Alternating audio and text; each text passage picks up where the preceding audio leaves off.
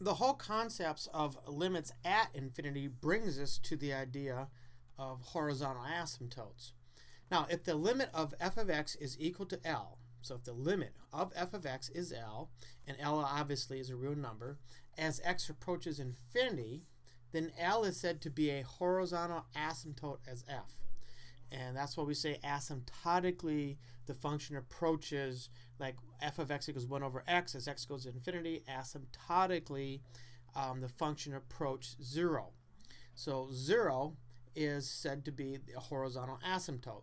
Now likewise, if we go the other way, if the limit of f of x is equal to m as x goes to infinity, I should make sure this is clear, as x goes to negative infinity in this case, and m is also a real number, there's a negative infinity, then m is said to be also said to be a horizontal asymptote of f.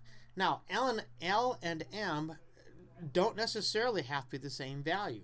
When we looked at f of x equals 1 over x, the limit as x goes to infinity of 1 over x happens to be equal to the limit as x goes to negative infinity of 1 over x, which is 0. Therefore, asymptotically we approach 0 whether we're going to infinity or negative infinity.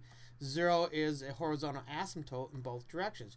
But it's not always true. We don't always have a situation where the limit as we go to the right, go to infinity, is the same as the limit or the end behavior as we go to negative infinity. So let's consider this function, x over square root of x squared plus 1. I want to look at horizontal asymptotes if they exist. So if they exist, I need to take a look at the limit as x goes to infinity, and I need to take a look at the limit as x goes to negative infinity. So let's do the first one first. I'm going to take a look at the limit as x goes to infinity of x over the square root of x squared plus 1. Now, we can't just stick this into a calculator or Maple and say, solve it, let's just do it. We actually need to work this thing out. And probably the best approach for this will be to multiply this by 1 over x over 1 over x. See, I'm multiplying by 1. And when I do, what I end up with is the limit as x goes to infinity of, this is x over x, which is simply 1, divided by the square root of, now if I take this 1 over x and multiply it, bring the x inside the radical, it's going to come inside the radical as an x squared. So I will have x squared over x squared plus 1 over x squared, and all of this is under the radical. So this is the limit, I'm going to rewrite this, as x goes to infinity of, the numerator is 1, divided by the square root of 1 plus 1 over x squared.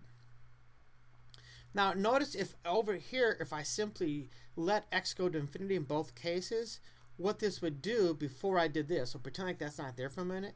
If I really let x go to infinity, I'm going to end up with infinity over infinity, which is known as an indeterminate form. And I don't know what that is. That's not necessarily 1. I don't know what that is. So that's why I need to do a little bit more work here. Now, if I let x go to infinity, I don't have this situation. I can take the limit now, because as x goes to infinity, this piece right here will go to 0. That's 1 over x squared. As x gets big, this goes to 0. So what I end up with is 1 over 1, or simply 1. So asymptotically, as x goes to infinity, this function approaches the horizontal line of 1. Now I'm going to take a look at the other limit as x goes to negative infinity. So I want the limit as x approaches negative infinity of x divided by the square root of x squared plus 1. Well, again, in this case, actually, if I let x go to negative infinity, I end up with negative infinity over infinity, and I don't know what that is. That's another indeterminate form. So I'll just tell them I need to do more work, and the work that I'm going to do is exactly the same as what I did previously.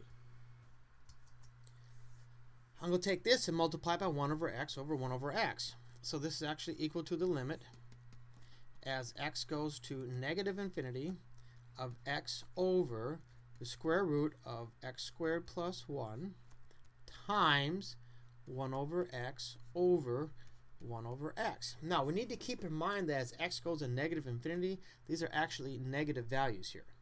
So this is equal to the limit as x goes to negative infinity of x over x over the square root of x squared plus 1 times 1 over x.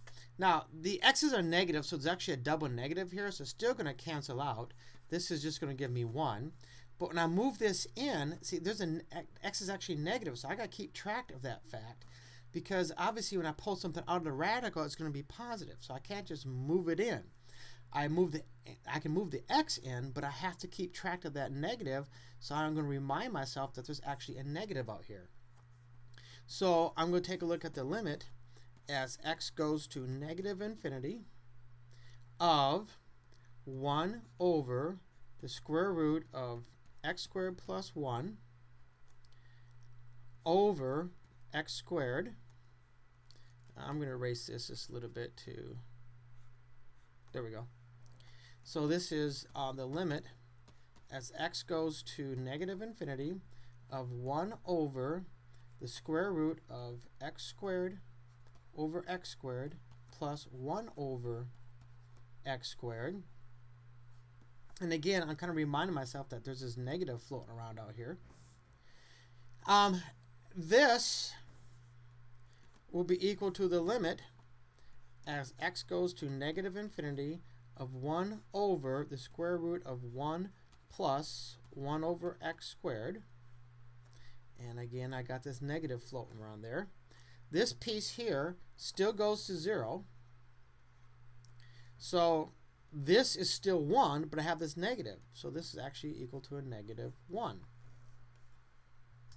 So in the first instance, the horizontal asymptote was at 1.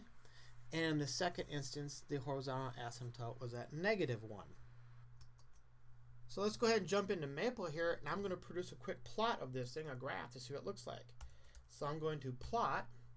See, I have x divided by the square root. There's a couple different ways you can grab the square root in Maple. I have the habit of just using SQRT for square root. Square root of, see, x squared plus 1, and I'm going to close that paren. And I'm going to let x equal, see, negative 10 to 10, y equal, don't think I need to go very far, but, I go negative 10 to 10, and then I'll adjust it if I need to. So there's my graph, and you can see it looks like kind of an S-curve sort of a thing. So now I know I didn't need to go very far at all, so I'm going to adjust my y's and make it like negative, 3 is plenty, to positive 3. And then that's a little bit better picture. And just to make it even a little bit more clear so you can see it better, I'm going to add one more command up here. Thickness equals, let's make it 3 so it's nice and thick. And then we can very quickly and easily, we can see clearly that asymptotically this does in fact appear to go to 1. If I increase x, I'm going to go negative 100 to 100, so I'm way out there. You can see it looks like horizontal lines. And if there's any doubt, I can always add to this negative 1 and 1. So now I'm going to end up with horizontal lines at negative 1 and 1. And you can quickly see that you can't tell the difference between the horizontal line and my function.